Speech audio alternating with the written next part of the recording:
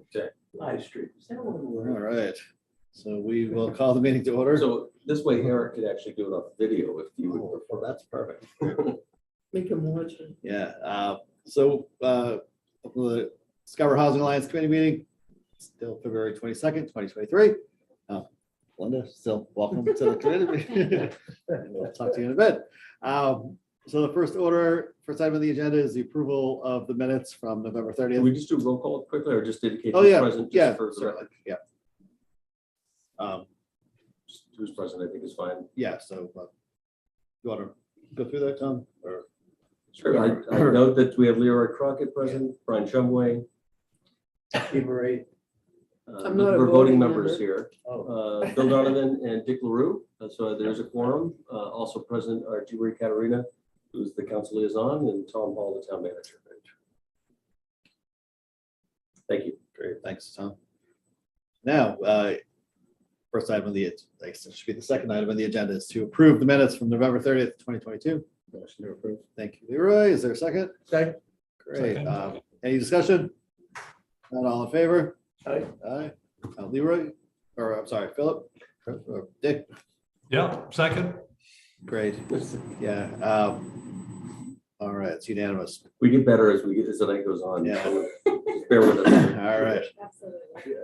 I'm a visual learner, apparently.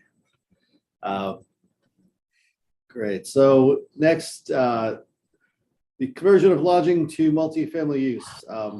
Tom, there's an update on this. Yeah, this matter was taken up, you might recall Autumn Spear, our fairly new planning director at the time, took the work that the Alliance put together and actually drafted ordinance language that would provide, I guess, a path, somewhat streamlined path, but more importantly, a path for conversion of hotel motel uses to multifamily housing, which is something that the past councils have dealt with somewhat over the last couple of years. And this committee anticipated that might be a bit of a trend that we should be prepared for. And there may be some good opportunities. So to that end, Autumn did prepare the actual series of amendments to the zoning ordinances, again, in concert with direction from this group. That was heard by the Housing Alliance, by the Ordinance Committee on February 9th. I think it had a generally warm reception. I believe it was voted out, but the committee chair would like the committee to have one more go at it.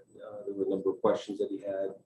I think supportive in general, but I think he just wanted to make sure that a couple of pieces were at least understood by him. So as I understand it, we'll be back on. Do you remember what his, I don't remember what his concerns were. I'm on the ordinance. Yeah, I don't remember what his Who's the concerns chair? were.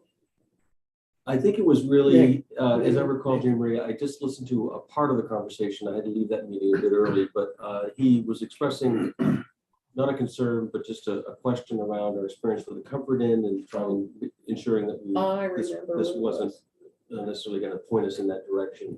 I know what his concern was. Now that you say that, it was because I jumped on him when he was like making signals like, oh, we don't want those people in town. You know what I mean? I'm like, stop, just stop right now. So his concern was that these wouldn't be used for short term, turnover, that there was, minimum like 1 year leases or whatever on these. So, Yeah, and which is fine. And I think and that would be a that was big, the crux of it. and that was a big crux Yep. of it with us. I remember when it was first came up, and I know it's the person who's really been pushing this, that I would like to see that too. It just offers more stability. Yeah. All around, so. And one of the typical things in at least regulated multifamily, which this talks about being workforce and affordable, is to require a 6-month minimum. Yeah. To any lease, and so I think that's consistent with addressing that type of concern. So this isn't terribly time sensitive. I think it's on a good path forward. I think it makes sense to maybe loop back to ordinance, which it will. And I think it stands a very good chance of moving fairly swiftly through the council process. So Great. bear with it. I expect the council to start considering March 15th. Yeah, That's that's great. my rule. I'll mention, it feels good to be really like we're cutting edge or maybe a little behind cutting edge on this. I've received, a couple of listings for similar types of developments elsewhere in the country Yeah. for this type of conversion. from lodging to multifamily. So is From it's the existing owner is. the existing owner hotel is a establishment? hotel, yeah. And so it was, yeah, something I became, interested in, because of the work we were doing here to study, how other people are doing it. So it caught my eye. And yeah, as I was talking to the broker in these other jurisdictions, out of state, it turns out this is happening all over the place. Yeah. And so, So is it something happening in the lodging industry, hospitality industry, yeah, yep, that coupled with incredible need for housing? yeah, that's right. Yeah, and this in particular was down in the Mid-Atlantic and Carolinas. Oh, okay, that makes sense. So yeah, it's we're doing something timely and modern and relatively cutting edge. Good. So It's we're good. moving at light speed. compared Yes, to that's how it right. Normally moves. We're not behind. The one hotel that had requested this initially has withdrawn that application, right? That's true. They've not come back around. It's Actually, still the same. it wasn't a hotel that brought it forward.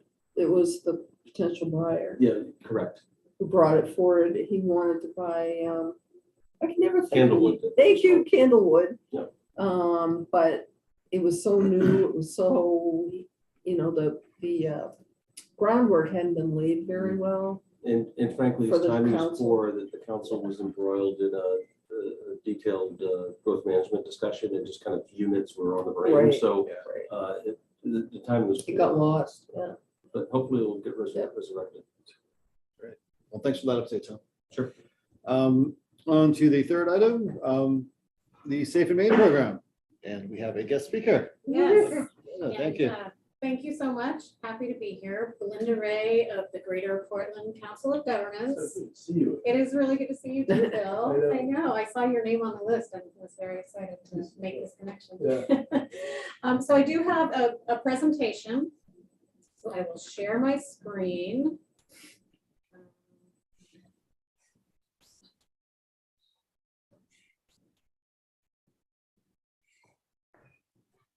It's going to take me just a second to get to the right.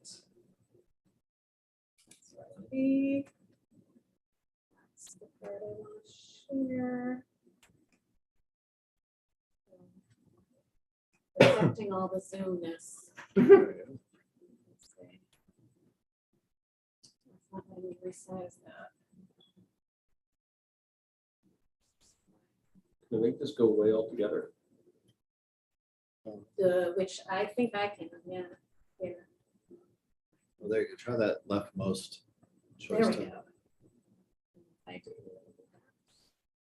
Oh, that's not me. Okay. Yeah, Try that's try the try the gallery. try the Yeah. leftmost choice on that. Yeah. There you go. There you go. There we Good. go. Okay, so Safe in Maine is something we've been working on at the Greater Portland Council of Governments. I'm really happy to be here to talk to you about it tonight. It is, I just have to comment on your title, Director of Strategic Partners. We're always looking for strategic partners, so. I know, I love that title. It's all encompassing and yet it tells people nothing about what I Yeah, like, really what do.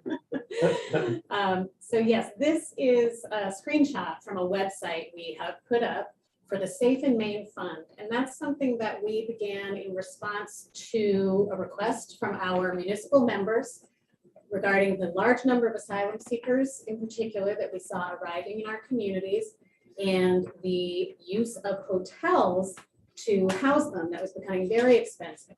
And so we recognized after talking to a lot of people on the ground that we just don't really have a sustainable way to welcome people to our community, to help get them settled, to retain them, to be part of our workforce. And we're using a lot of money to do this without a system. So we set up this fund to raise money for transitional housing. It is at safeinmaine.org. And we are seeking support from municipalities and also from individual donors. We have grant funds we're acquiring to help fund this. And it is, as I said, to support the creation of transitional housing that can take the place of the hotels and help us to assist people experiencing homelessness in a much more efficient and effective manner. So first, Belinda, I wonder if it'd be, I think it would be helpful, I know your time on the Portland City Council and now your time Yeah. at GP if Yeah. you could help this group just understand the context of the last, oh, I'll say, sure. 3 years. Yeah, so I was on the council in 2019 when we saw suddenly, for the first time, there had been people always coming. It's not new. People were always arriving. But then in 2019, we suddenly got a call from a Texas town on the border saying, there are about 300 people headed your way. They've all said Portland is their destination of choice. And they're identifying it as the place they want to go when they come into the country. So clearly, because of the fact that we have a vibrant immigrant community and people were aware of that and people are in contact with brothers, uncles, aunts, sisters, relatives saying, this is a lovely place to live. And if you come, yeah, I'll help you. So by word of mouth. And Maine also happens to have some of the most generous general assistance benefits in the nation. It does, and that's something that I hope we can all be really proud of. Yeah. I think more people should be Sure. doing what we're doing. And then perhaps there would be a greater, Yeah, and I mentioned that Right. because of this population in particular, given the unique limitations imposed on them because of federal immigration law, they have to rely on yes. 100% assistance for at Yes. least a year. Yeah, these are incredibly talented and resilient people. Yeah. And we know that from the journey they've made and the risks they've taken to get themselves and their families to a better place. And a lot of people are coming and they are doctors and they have certifications in their home countries that it would be wonderful if they would transfer easily and they could go right to work here. They would love to go right to work here. We have a lot of limitations we've placed that hopefully we will work through as a nation in the coming years. But yes, that first kind of big wave took us by surprise and we opened the expo at that point in time. And then we're able to kind of quickly move people into a lot of scattered housing. And I remember folks walking away from that situation saying, whew, we should write this all down so we are prepared for the future. But everybody always has other things to focus on. And then the future came and we hadn't prepared. So we found ourselves in a similar situation with much larger numbers this time. And I don't have numbers in here, but I will tell you that as of May 5th of last year was the last time we had really good numbers because that's when the city of Portland was still trying to coordinate everything. And at that point in time, they had 350 families in hotels in the area. About 1,200 individuals is what that represents. And are you talking about asylum seekers specifically here? Specifically Right. asylum seekers for those numbers. Yeah, and it strikes me, and tell me if I misrecall this, but unlike 2019 with this kind of massive all at once, what we see now is not necessarily 300 all at once, but week over week over week, this sustained continuation, and that doesn't appear to be abating. And so It doesn't. I heard last week at a meeting in Chicago that Portland, there's 1,000 people on a nightly basis that City of Portland is housing, a portion of which are folks that fall into this category. Yeah, I think about 60% of single individuals are asylum seekers right now, and probably about 90% of families that the city of Portland is helping are asylum seekers right now. So there are also domestic. Sorry to families. pull you No, off, but I think that's very good context to have. So transitional housing, we're using hotels as transitional housing. And let me just talk for a second about what transitional housing is. It's secure housing and it's temporary. People only use it for a short-term basis. They stay there to gain stability. And then as they can move into new housing, new families can move in to the housing they've been in. So the cycle is a new family arrives, they're placed in transitional housing, they stay until they're housed, and as housed families move out, new arrivals can move in. And transitional housing needs to have some wraparound services with it. So for the asylum seeker community in particular, that would be translation, language services, it would be legal aid, it would be helping to connect with schools, making sure they understand transportation systems, those kinds of things. So the photo in the background here is from the hotel in South Portland, and we've been using hotels as transitional housing for quite some time, and that really has presented a lot of problems, namely that they are expensive, they're scattered all over the place, and they're insecure. This often means that a family will have to move multiple times. So they might arrive and be placed in a hotel, but then the room that's available right now was only available for a week, and there are no other in that hotel, so they've got to move them somewhere else. Or they might stay somewhere for a month, and then they have to move, and then you have to deal with schools where children have been integrated into a school system, but now their families moved, so that school system typically has to bus them from wherever they are relocated to back to that school system because of rules that exist around the way we treat students who are categorized as homeless, which is what these students would be. So this system makes it really hard for families to access the services they need. They end up staying in transitional situations much longer. And additionally, most hotel rooms don't have kitchens, so the meals that they need to rely on are much more expensive and tend to be less healthy as well. The expense, as I mentioned, is significant. Rent, the nightly hotel room average in the area is $240 per night. So for 1 month, 30 days for a family of 5, that's $7,200. The food, as I said, if there's no kitchen and they can't get groceries and prepare their own meals, they're relying on prepared meals, and the hotel service, it tends to come out for a family of 5. You're about $6,500 for food for the month. So that's a total of $13,740 monthly cost for one family. And if the family is larger than 5, you have to get 2 rooms. So then your rent doubles to $14,400. So you can see you're up to $20,000 for a larger family per month. The annual cost of that for 200 families, and remember last May we had 350, annual cost for 200 is $35 million.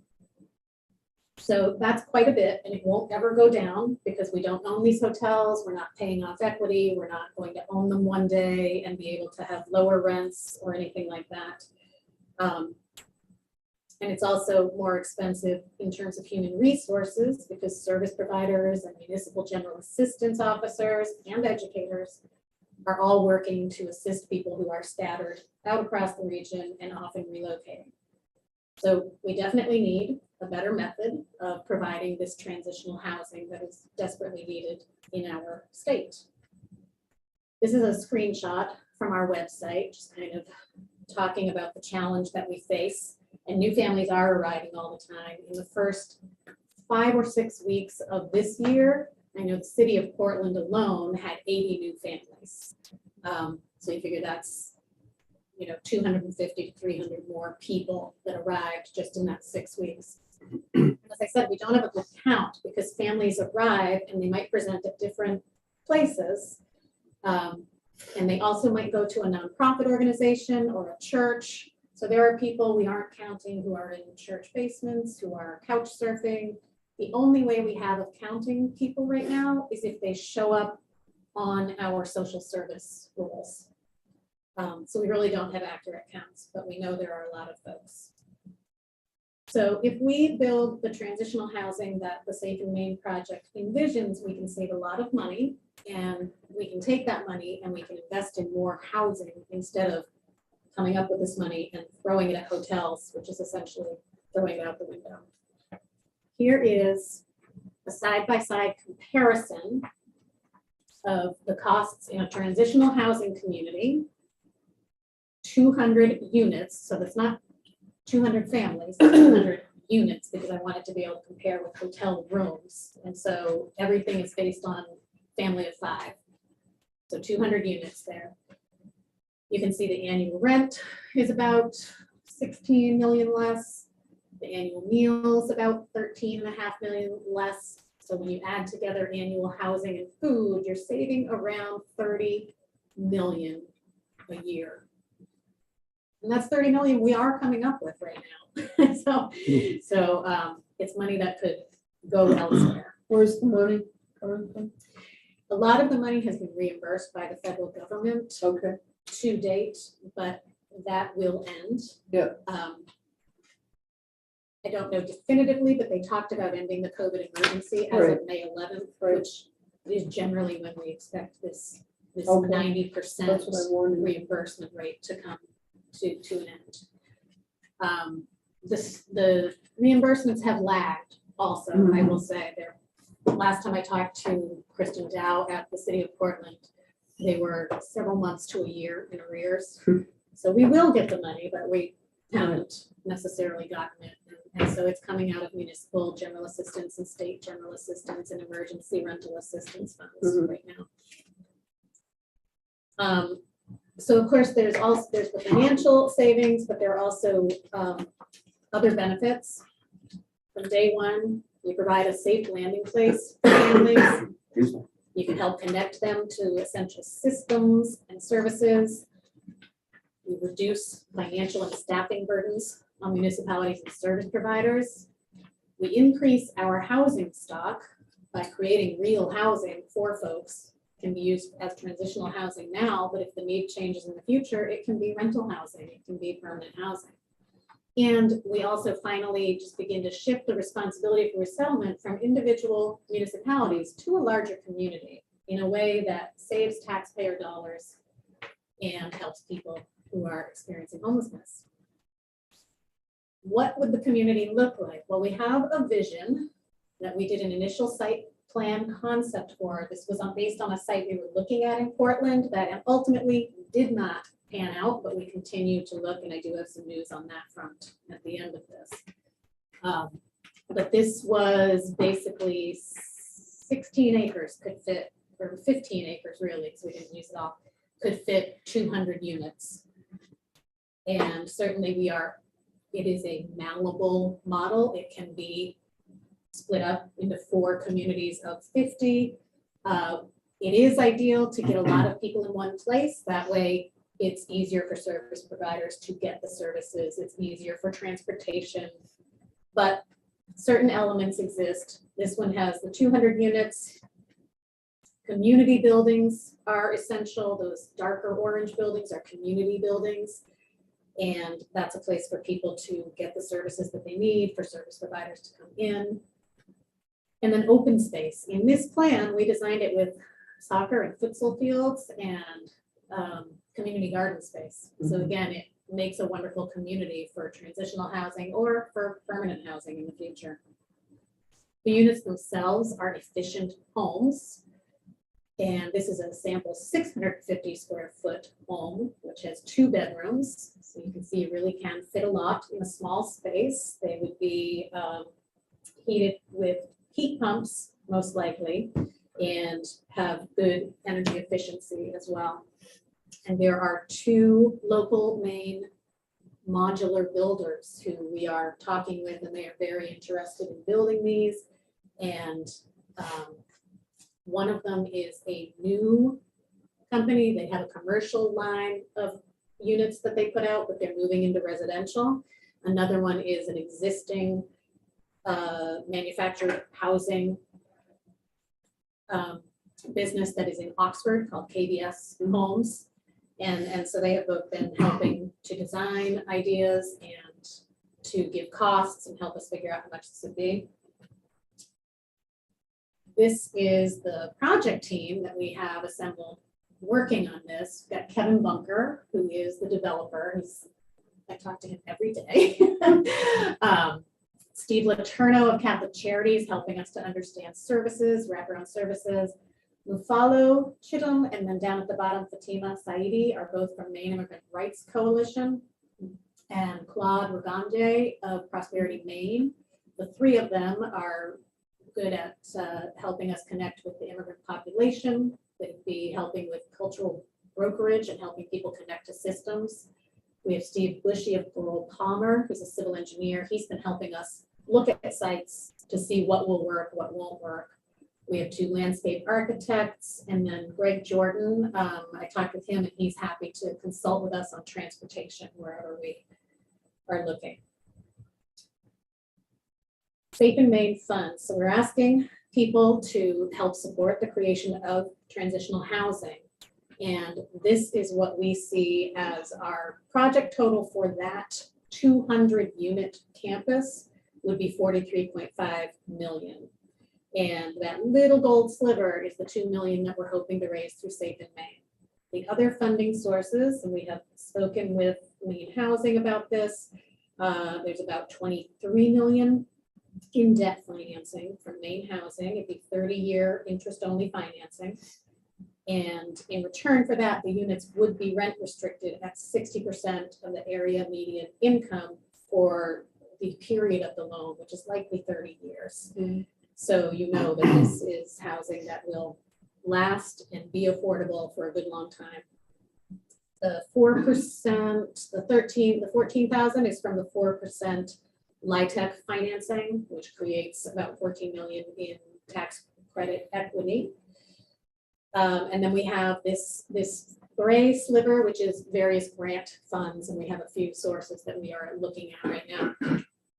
The thing about these Main Housing sources is that they're really not available until you get into construction. And the grant funding is really going to want to fund construction. People don't generally, Main Housing has a NOFA out right now. They don't fund planning, they fund construction. So the 2 million for Safe and Main really helps with those pre-development activities. And so I will just get into that 2 million and show you how we expect that to be used.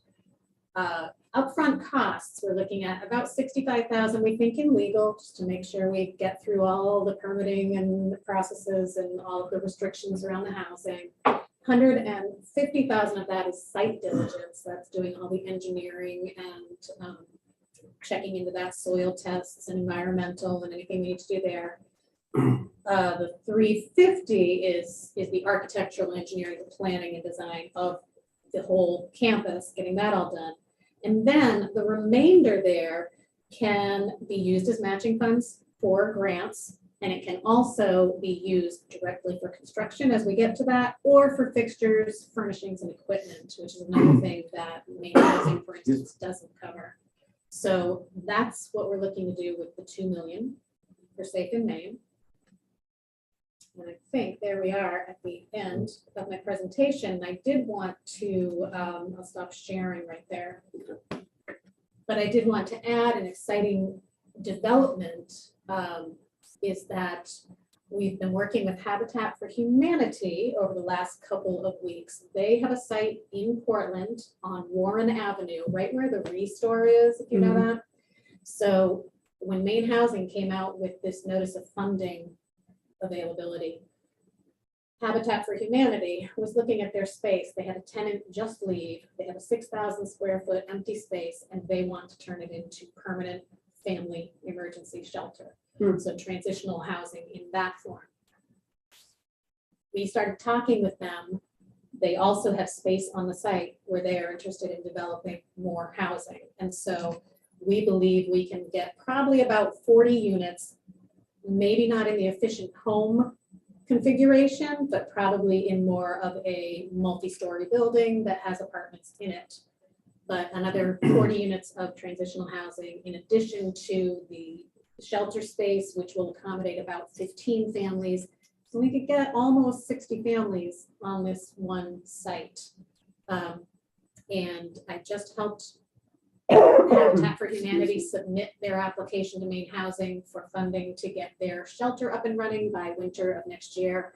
And then the next step is to kind of get that planning all done, but also to start looking at the parcel and doing due diligence on that. So there is a place for donations to go to work right away, and we will continue to seek other parcels where more transitional housing can be built. Thanks, Melinda. Oh, you're welcome. That's terrific. Well, that's really exciting. I'm sure people have questions or comments or some more. Jean Marie? No, I've heard this before, so. Oh, yeah. Oh, Yes, yeah. Where are you in the $2 million process? we have, I think about 70,000 is all to date. There is, I have just started kind of going out to other municipalities. So in terms of municipal contributions, Westbrook seeded the fund with 5,000 to start when we first opened it. That's what they were able to do without going through a big process. Cape Elizabeth gave 50,000 to the fund. The remainder of the money has come in through individual donations. I talked with Yarmouth recently. They are making a recommendation. Their Affordable Housing Committee is making a recommendation to their council to make a donation. And I'm kind of making the rounds with other municipalities to get those donations. Now that we have this habitat site, once we have site control, we can apply for funding through the Portland Housing Trust. And we had put in an ARPA application with them for $5 million. They took their ARPA money for housing and they said to all the housing projects, we're going to put this money into our housing trust fund and you can reapply there. We have been waiting to get a site, to get site control so we can apply there. And we will do that. And that should get us closer to the 2 million as well. So, 2 million I see as the bottom goal. If we could raise more, we would raise more because we need this housing. How about you? Questions, comments? No, not really. What's your ideal timeline? When you're out there making requests.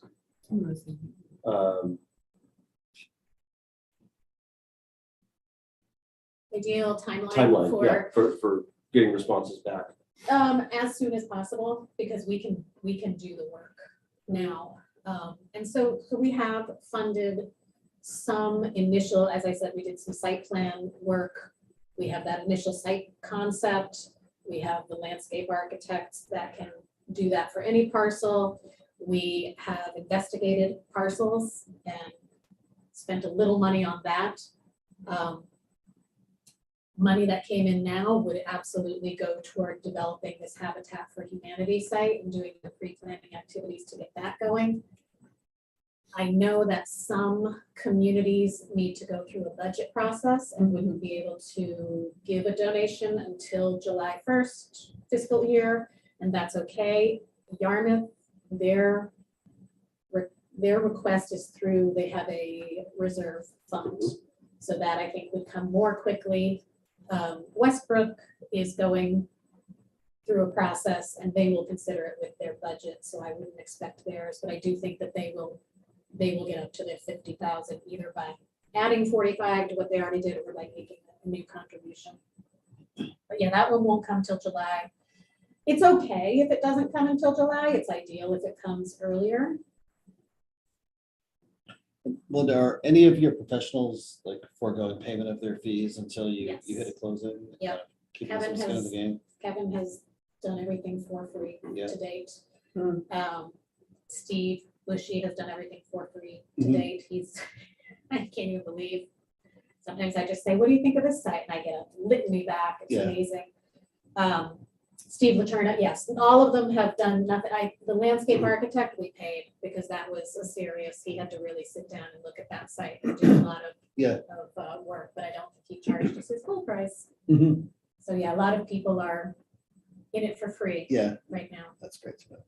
So you're asking for funds from us to develop in another community.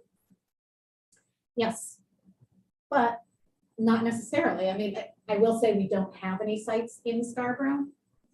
But obviously anything that is developed in the realm of transitional housing, I think benefits every community in this area, because if someone presented in your community as homeless and you don't have a shelter facility, you would probably need to rely on a hotel somewhere, and that's going to be very expensive. But if we can build the transitional housing, you can refer people to the transitional housing and potentially save taxpayer dollars you would have had to provide otherwise. And we absolutely are supporting individuals and families through the Yeah. Down Assistance Program as suggested. right now. Do you know how much we're supporting towards that right now? I don't. I don't. I mean, it's evolving, if you will. I don't know off the top of my head, but I can certainly document what that is. The money, I'm assuming, would be coming from this reserve fund that we have? Or is it coming out of the town's budget? That's certainly a topic for discussion. I think the reserve fund has some self-imposed limitations that That's what I thought. may make that challenging, but the council is the one that imposed that. Presumably, the council could modify it to allow. So I wouldn't let that necessarily hold this committee back. You could recommend support. You could even go so far as to support at what amount, and go a step further and suggest where, or any of those three options. I'm surprised Westbrook is so low with all the development they're doing. I would think they would be more than That was Cape a- Elizabeth. Well, that was And a- I think by they far. will, I think they will. Yeah. So that was when we were trying to stand up the fund very quickly, and Mayor Foley, the 5,000 is what he's allowed. I was to gonna do. say, he's Yeah. got his own fund. It's what he was allowed to do without having to go through an entire process. And was he the first one, did you say? He was the first one, yes, and so he put in that 5,000 to kind of give the fund an initial jump. And they are very much interested now that they're getting into their new budget year. They are contemplating, I don't have an amount, but I know that they're contemplating an amount and planning to have me come and present to the council at some point. I'd be assuming they're probably doing something similar to what we're doing with new development. That's how our funds and reserves have been developed, because there's so much development over there right now. I mean, it's just- Yes, So Leroy, your point's well taken. I think politically, it may be challenging to raise money through general taxation to support individuals that may or may not, be from town. That's not to say they can't do it, but whereas the reserve fund, I think, provides some more latitude and maybe political cover if that's necessary for council. Tom, is there a portion of either our taxes or anything that's kind of attributable or thought of as a regional tax or a regional fee that we pay? This strikes me as a regional issue and a regional resource. It's like Right, part, it's a when state you issue. kind of like build up this mill rate of ours is part of that. The simplest one would be the county tax. Right. frankly. Yeah. That's a proportional. We pay a proportion based on our valuation compared to everyone else of the total cost of running county government. So, But that's not coming out of what we would be recommending to pay from. no, but that's part of what we raise to local taxation is our portion of the county tax bill. Hmm. So that And would it's a be, taxation. yeah, so that would be From the kind of government. maybe a very fair and equitable way of distributing costs. I'm not sure how receptive the county's been if they've even been approached. not since we developed Safe and Main. I think Mhm. through previous conversations, before I was with GPCOG, when I was on the council in Portland, I was on the board at GPCOG. And the county was often there for Right. discussions. And I Right. think we did talk at one point, you were probably there for the discussions, Tom, about if the county could somehow support it. And they do, they get CDBG funds that they help distribute. They do other things to try to promote housing. I know that right now they're working on how to distribute their remaining ARPA funds, but they're looking at the Lakes region. They're not looking in this area at all. They're trying to. We should also Create some housing mention there. that the state, the governor's office has been engaged since day one on this, and very much, I think we appreciate that this is, and the governor herself has recognized this as frankly an opportunity. These folks are Yeah. coming to our state with skills, with ambition, Right. with youth, frankly. So there's an economic development piece to this Right. that I think she sees correctly. And we would love there to be an office of resettlement or something at the state level that the brunt of this challenge is really being focused in Portland, but certainly greater Portland.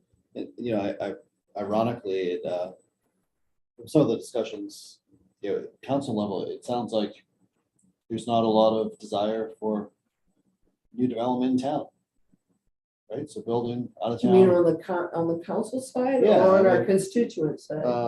I don't know, I don't know which it is. I think maybe the counselors It's would say, constituent. it would, counselors might say it's constituents, but who knows? But you know, with this whole GMO discussion, maybe it's a plus to be meeting a need out of town. Yeah, that is Yeah. one way to look at selling something. But the thing is, how much and from where? Yeah. As a counselor, that's what I want to know. And why? What's the big why? I mean, I'm sold. I mean, that's me. Yeah. I'd give them Are money. you able but- to share with Yarmouth the conversation you had with them, what they were contemplating? Their affordable housing committee is recommending $20,000 donation from that reserve fund to the council. One step at a time. Yeah. Your plan definitely recognizes a need. I mean, it's a small community we're building. But even like in a big community like Scarborough, we need a community center, we need open space because we don't have enough to support what we have now. Right. I mean, a lot of our teams can't even play in the areas. We're sending our kids outside of town to go to other facilities to rent space for various sporting activities and things, and we don't have a place for community centers. So I think you recognize the need in a small community that a much larger community definitely needs. So you guys have definitely done your homework on that. Yeah, so, I would suggest, given that we're a town that isn't meeting our affordable housing need, we're not addressing our homeless needs. There's a suggested motion on the agenda. I don't know if somebody wants to make it. Are we not meeting our affordable housing needs though, with everything that's gone down in the downs with all that? No, formal they put on there? we're less than 10% townwide.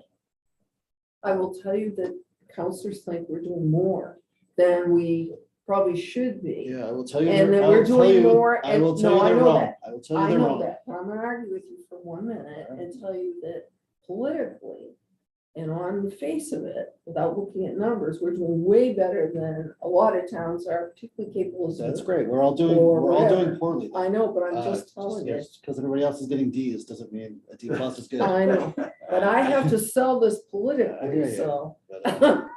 But, yeah, So the reality is, we're way behind our goals. Oh, I don't as a disagree town with you. for, I don't disagree No, with you. and it's like, facts are facts. The other thing I just noticed for the group, what I've come to appreciate in this town over the last 15 years is that the headway we've been able to make, we don't have a housing authority. We're not going to build, own, and manage affordable housing units of any sort, whether it's Right. homeless or where we can actually make some progress is to partner with those that do this professionally, whether it's Augusta or South Portland Housing Authority, or we've got some really good things to point to in their areas of success. So this is somewhat akin. We have a group presenting themselves that have a plan that have the team to execute. When we're not in a position, and frankly, won't maybe ever be in a position to execute. So I guess I'm leaning back to my observation of strategic partnerships. That's what it's about, because Right. unless we roll up our sleeves and we're in the business, which Right. we're not, we won't be. These are the opportunities that we need to seize upon, I think. And we did have another request like a couple months ago, I think now, but I know they kind of ran into some roadblocks because they had some things that they were Yeah, that's planning on certainly, that did. that's on the agenda. It's gonna be tabled tonight, but they're gonna circle back. Their projects coming back to us. Yep. Jean Marie, what would you recommend? I think that we take a stab at it and we recommend to the council that this makes sense from a strategic partnership point of view. We all own the issue. We all we should be committed to a solution. It's huge economic development potential in this particular, and particularly doing this societally for the very reasons you mentioned. That, we need folks like the asylees who are coming here to this community. We welcome them, we encourage them to come. And to me, in a budget, how big's our budget, Tom? What's our number? What's our In the overall? school, it's over 100 million. Just the town budget? No. Anyway, we're talking millions of dollars. $20,000 is like nothing. Yeah. But that's me, again. So that's why to me, you have to sell it to the council as, economic development being partnership being part of the solution. I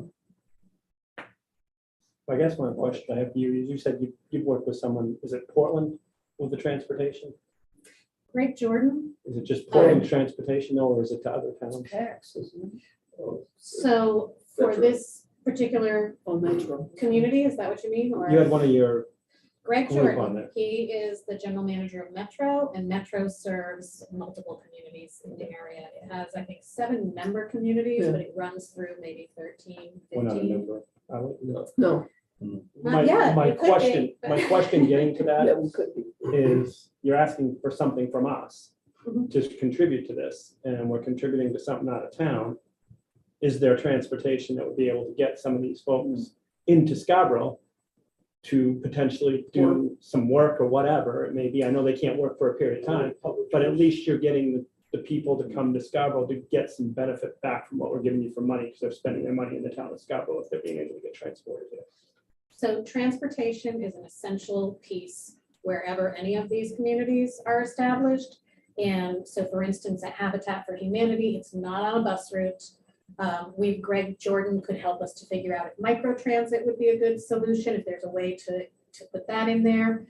But we also envision that the development itself would need to have some form of transportation, probably provided by, if there's a service provider associated with it, or by whoever's managing it. So Habitat for Humanity is looking at buying a passenger van to be able to move people around, and that could be used also for the other facility. So that, yes, people need transportation to get to appointments, to get to work if they have work, once they're able to work. So that is a possibility. The goal with the transitional housing is that people would stay there for a maximum of 2 years. It would be shorter if we had more housing in the area for people to move into. So obviously, we need to work on getting more housing also. One of the problems is we're spending so much money on hotels for transitional housing. There's not as much money to invest in housing. I thought with the affordable housing conference that we went to like 2 or 3 months ago now, that there was mention that they might be making that time frame less at the state Yeah. house. There was like something in legislation or being There is, proposed. so it's a federal bill, and it was up to 1 year during our previous administration in Washington. It got extended to 1 year, so asylum seekers would arrive and they couldn't do anything for 1 year. It's now down to 6 months. There are bills in both by all of our main legislators, by Collins, by Pingree, and King, they've all submitted bills, co-sponsored bills, to try to shorten that down to 30 days. We can hope that the federal government will be able to act on that. So that is a hope. And if that happened, then people would be able to work much more quickly. I mean, Yeah. even if it's 6 months, Hmm. I mean, and you got these folks for 2 years, if we can generate some flow back into the community of Scarborough with some of these people for purchasing and things, because there's a variety of different businesses, especially restaurants, a lot of them with big spaces that could take a whole group if they wanted to get together for like a luncheon once a month or something like that. It's just, I think it's a better selling point if you're asking the town to donate money through the council, that you're showing something coming back to the town as well. So if you have that transportation Sure. piece, and people are gonna be able to do it for a year and a half. Yeah. Maybe it's generating some revenue for the town as well. Yeah, and I think as Tom said, it is really a great workforce development, economic development tool, because Maine's population without any in-migration decreases. Between 2011 and 2020, we lost an average of 3,000 people per year. And that's because we have an older population and because a lot of our kids move. Rates exceed birth rates. Yes, and the Yeah. Simple demographic- math. Yeah, so without in-migration, without new people coming in, and especially the folks that are coming have families, they have young people, they're bringing young people into our communities, it can really help reinvigorate our workforce. And that has a huge economic benefit to surrounding communities. So Belinda, kind of piggybacking off, this idea, it kind of, it raises, one core question and then another set of other questions. But, is the pitch here that this is somehow strategically good for our community and we should contribute to this effort? Or is the pitch, this is the right thing to do to contribute to the solution to a problem? Because I think those are two very different conversations. One can probably turn into death by a thousand cuts. The other turns into this big value, like debate between people. And then the other questions, one of the slides has to do with, all the money that gets saved by doing it this way versus that way. Is there a way, or is it contemplated that any of that savings somehow trickles back to the communities that, somebody presumably pay into that cost, and can that be traced to a town like Scarborough? I was gonna ask, Yeah. what, have we spent any general assistance money that you know of on any asylum families? Oh, for certain, tens of thousands. Again, I can't quote off the top of my head. But if we For knew certain, that Yeah, number, that number. Yeah. if you knew that number, because we're talking 7,500 or 74, whatever it is, for a family for 1 month in a hotel. So come on, Scarborough, can't we kick in 3 months? Or, you know what I'm saying? 3 months worth? Because it's gonna save us, because we're spending it now in GA. How soon before we know those type of numbers, Tom? I'm gonna be, obviously it's all confidential, but I can provide, aggregate General. discussion. I mean, but just, that's kind of retrospective, looking backward at what Right. we've done. What we can't predict is what it's gonna cost in the future. That's maybe a good piece of predictor. I guess I just want to, get on the soapbox and respond to what Brian kind of teed up. I mean, I've sat for almost the entire time I've been here, 15 years in these regional discussions, GPCOG led in most cases, and heard the pleas from my colleagues in Portland that have been dealing with these issues, not specifically the asylum seekers. It's a fairly recent phenomenon, but homelessness and really the wicked problems of the world. And here we are in the suburbs, we're blissfully ignorant. It doesn't affect us. And Oh, we were.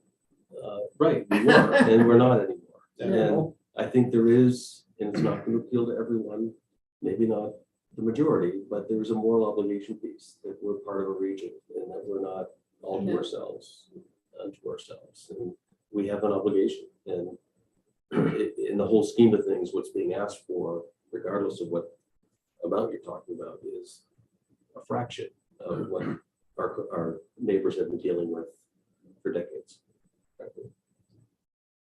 And it's frustrating that there isn't higher level, county level, state level support to deal with these sorts of things.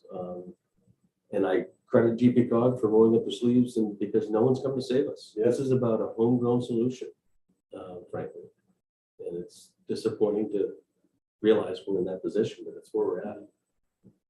I think there's also, it's the opportunity to provide some leadership, to be one of the first communities to actually jump in and do this. Yeah, Sounds Bill. like you have one community that's put $50,000 on the table. I'm not gonna edit for Well, let's be the second. Well, let me ask though, just to, maybe how are you gonna get to 2 million, even at 50 whack? I know. You're not Oh, gonna- well, it won't all come from municipalities. So Oh, what are good. what are the other sources? I don't think I appreciated that. There are grant funds, and then the ARPA money that went into the Housing Trust Fund Mhm. can come to Safe and Main. How about corporate funds? And yep, we want to go corporate I was funds as gonna well, say, and start You got to the chamber You know, involved?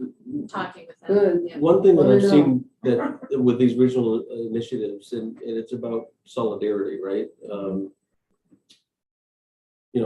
Cape Elizabeth has kind of thrown the gauntlet down, right? They said, this is what we're Yeah. prepared to do. And I don't know that we want to match that, but this request is being made of all of our neighbors and, and my colleagues. Perhaps I should have a conversation to see, and maybe we can encourage the board chairs to start to talk. If there's a coalition of folks that kind of leverage one against the other and come into this with a unified position. So Right. we're not trying to one up each other or Right. look cheap or, I think we're all wondering what that magical number is, Yeah. right? Yeah, could I suggest though that we, looking at the one sort of benchmark that's out there, Yeah. we've got a bigger tax base, we've got a bigger Right. population. We can find 50 grand in our budget to do this. Yeah. And yeah, I don't know if I would feel comfortable supporting that. Do you think it should come from general taxation or would you advocate for use of our reserve funds? I like the idea that you had of, maybe giving a couple of options for the council to make the decision of where it can come from.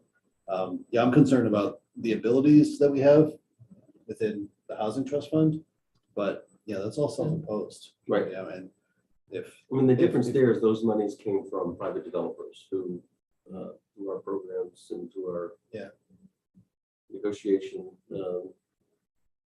have contributed to this fund, which is fairly well funded right now. It's I was not gonna tax- ask how much. It's is not in there? tax dollars. Yeah. We're in the $800,000 range right now. That would be a no-brainer if you could alleviate some of those. Well, the council can do anything, I shouldn't say. they Well, can if so they that- want, but they can. They can. Have you talked to municipalities about matching? Because I know a lot of Matching each times, other? well, we Or- have, it's small, but Project Grace in town has a fuel drive. And there's a benefactor in Scarborough that if they get so much money, he'll match it.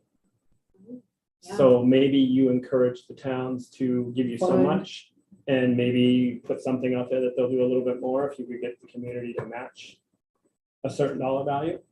And then you might be able to get to your numbers a little bit quicker It's gonna be- because you're Yeah, not that just is a relying good on idea. corporations and stuff, you're Right. relying on the general community. Yes. And then your Yeah. town can say, okay, well, our community members have donated this much, we'll put so much towards that as to what they did. It's the chicken or the egg, and I think what this needs is leadership, and Yeah. those private donations will come ideally over time, but in small pieces, so there needs to be that someone to step up in front. And I wish so, I'd won so that the other billion tactic, dollars. not tactic, but approach is kind of a challenge grant, a challenge. A collegial, kind of friendly among communities, Yeah. let's rally behind this thing. That's what I was thinking, Yeah. something like that within the towns and then the general communities and then obviously the county. Yeah, we would love that. And I think as Cape Elizabeth has donated, I know Westbrook will up theirs and probably get to that $50,000 level. If you did that too, I think that there's a tipping point, Yeah. at which And point momentum. others begin to see, oh, people are getting to this. We have a project, we have a site, we will begin to create physical, tangible results. Cape Elizabeth, they're not really building it, so I can see Yeah. why they're donating it. Yeah. So they don't want to That's build guilt things in their money. town. Yeah, I'm surprised South Portland hasn't.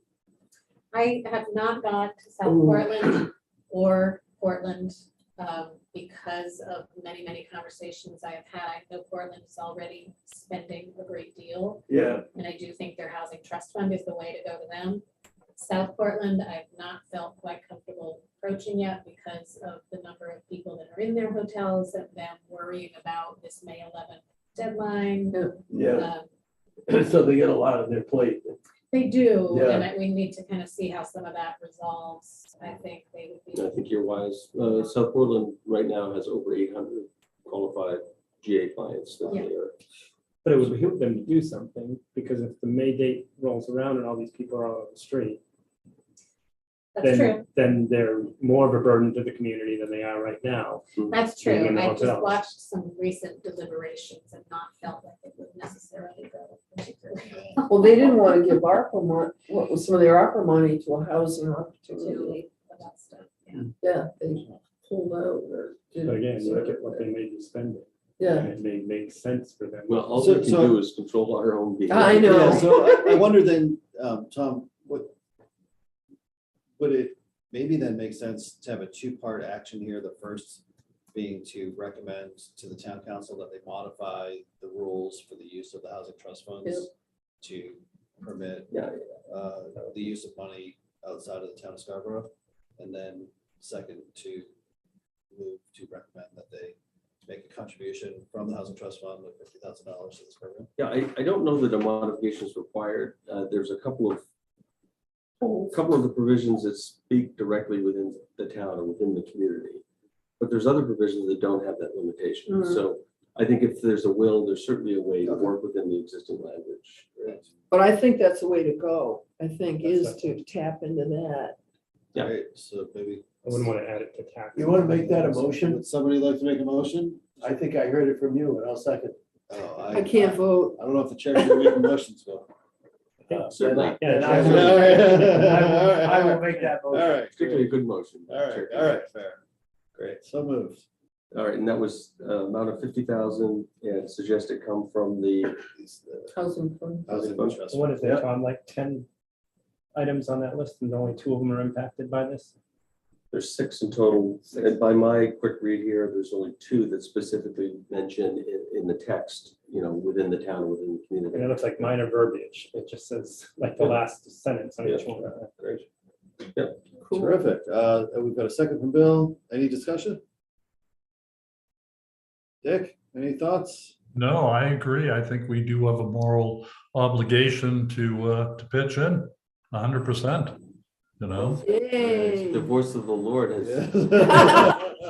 Love you, Dick. I put the video on, but I'd probably scare you, so.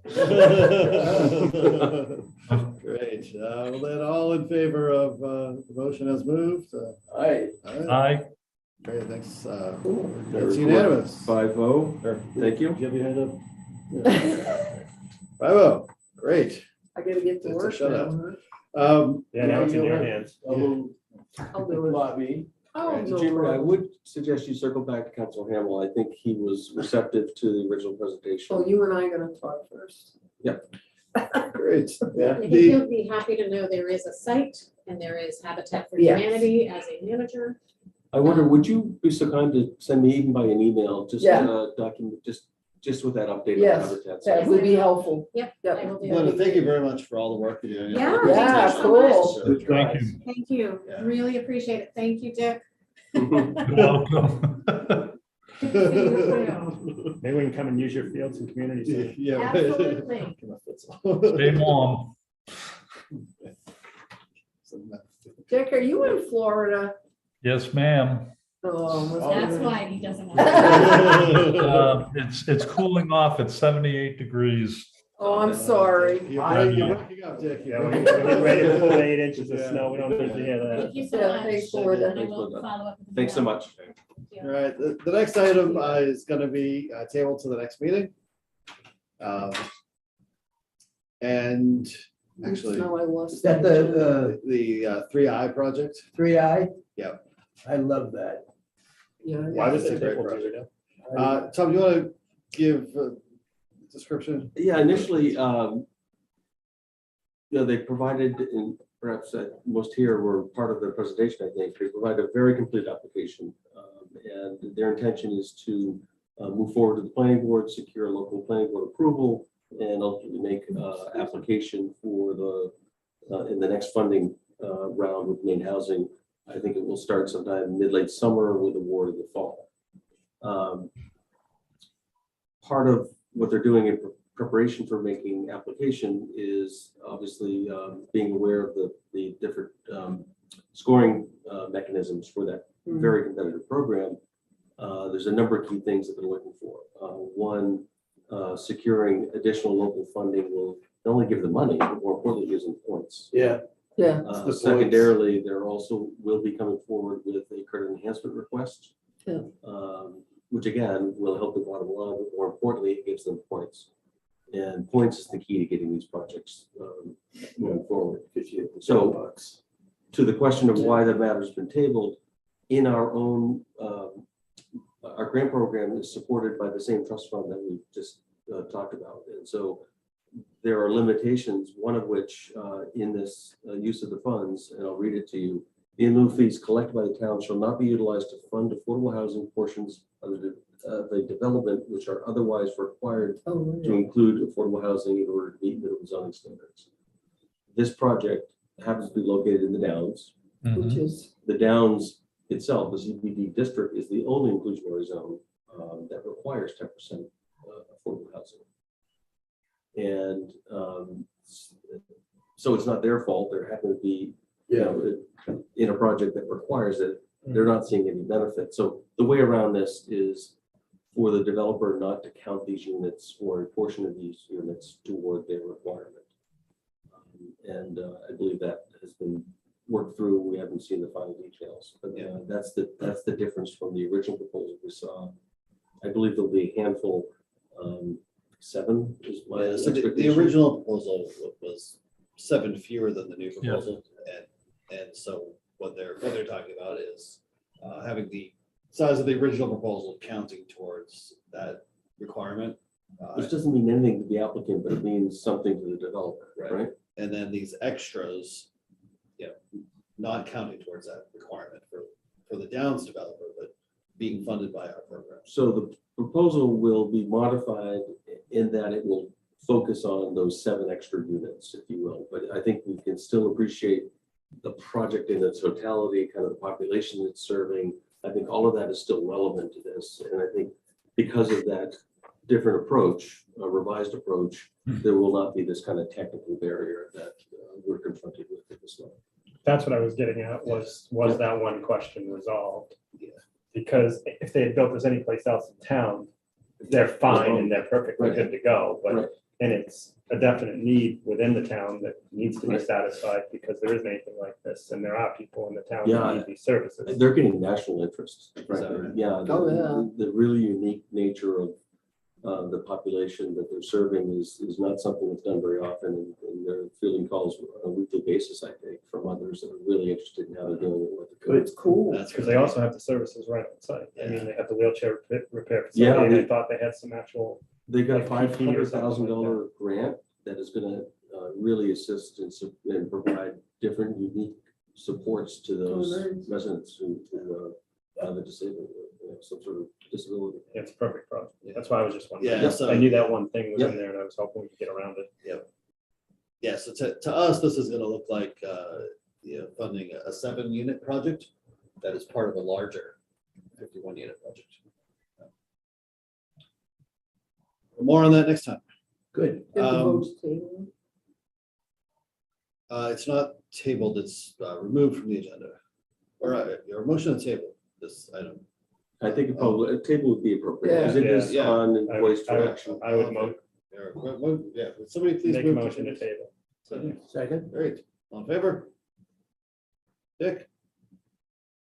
All right. It's a barking, yes, I approve. Oh, Shaggy DA All down right. It is tabled. The next item is a discussion about affordable housing metrics. The idea here being to, really talk about housing affordability in Scarborough, which is, a big issue, one that we, talk about a lot, think about a lot, but we've never really measured. Never You talking really about affordability of all housing? affordability of all housing. Okay. And tonight we've got basically half of our group here. And I think this is a pretty big discussion, one that might lead into those 3 hours, Leroy. No, I'm good with that. So if somebody would like to make a motion to table this as well, that'd be great. I think we should have the full group here to. So moved. this. Great. Anybody for a second? Second, Great, thank you, Dick. All in favor? Aye. We're tabled. And similarly with goals and priorities, I think we should all be here to talk about goals and priorities, but Absolutely. let's think about goals and priorities for this group. So we only have half our people here tonight? We've only got half our people. NATO, Bob, Oh, Eric, that's right. Eric, and Oh, Michaela. yeah. it's not quite half, 3 of 7. Yeah, we're here. We count. All of this counts. So, That affordable housing metrics, that's something that I would like to be potentially involved in, because I've just seen some things that I I'm think need to be laughing addressed. yeah. because I see the which we call MLX statistics, of course, all the Yeah. time. Yeah. What? You can't afford to live in Scarborough. No one can live in Yeah. Scarborough. Well, The and cheapest listing right now in Scarborough is 340,000. The little That's condo one. over here on Sawyer. Those condos over on That's Sawyer. the Road. cheapest. What's the average of all? The current average, listings? I wanna Gotta be say around 5. the Yeah. median, no, the Yeah. median is 6 something, I think. And So- there's probably only 24 at best, right? Not even. Oh, hell So I no, think it's if- like if- 5 if we listings. start tracking these kind of things and thinking about, cost of what's for sale, cost of what's for rent, cost of what it takes to finance, and cost of what it takes to heat and power these things, we can then be making, advising on better policy and being more, more thoughtful and say more things to the council so that we can have a more useful set of housing. If I could policies. just plant a seed, I think the council that I need, and I suspect the council needs some more education and discussion around the workforce component. Yeah. And that Jean Marie has been certainly beating this drum. But we're not set up to really receive that well and to incentivize that. And so I think that's a really important niche that we're missing right now, frankly.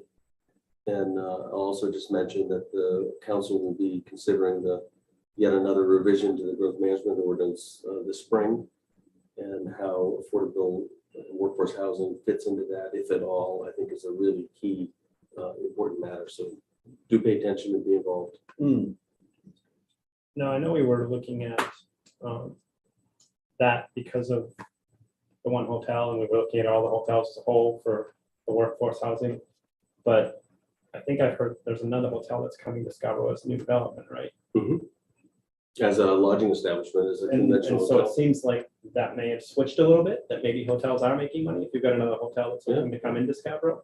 So maybe there is definitely a need for hotel lodging as opposed. I don't anticipate that there's this huge glacial shift in the industry such that all hotels are going to want to switch to multifamily. But I think particularly for projects that are kind of well suited, the one that came forward was kind of extended stay model. So it had already kitchenettes. It would have required very little interior modification. That's not the same with most hotels that don't have kitchen and cooking facilities. So the other thing that I think will be determinant is these facilities age out and they need to get refreshed, and that's probably a logical time to consider. Do I want to refresh it and invest another 10 million in running as a hotel, or is there another option for me? So this is about setting the table and being ready for them as they come forward. I don't think they're going to be breaking down our door. No. necessarily. Just one concern I had with that was basically, I didn't want to open the door per se. Yeah. To putting something like this in place and then having a brand new hotel come into town, and then immediately after they come here. Suddenly it's a housing project, Yes, right? Yeah. exactly. yeah. We've approved it as a hotel for lodging purposes Yeah. for people coming here to stay, and then all of a sudden they're Yeah. switching over right away. I'm Well, not- this I- new ordinance limits I- where I they think are to the, their- It limits by zone where that can occur, but it doesn't exempt them from growth permits at this point. So it's not as if, Oh, is that right? I don't believe so. So that's contrary to our recommendation. Don't quote me on that. Yeah, we're on TV. You just gotta put- I was gonna say, the Right. average list price in January in Scarborough was $726,000, 162. Staggering. Because no one's. Unbelievable. Median is 627, 750. Median sale price is 520. Only the nice houses are being sold. That's right. Yeah. Well, people can't afford to sell Can't the Everybody's cheaper keeping- ones everybody's keeping because their they can't beaters. afford the mortgage rates now. I mean, the mortgage rates. Right. Crazy. All out right, is there. there a motion that somebody'd like to make regarding the last item on the agenda? Motion to adjourn. Thank you, Bill. We are adjourned.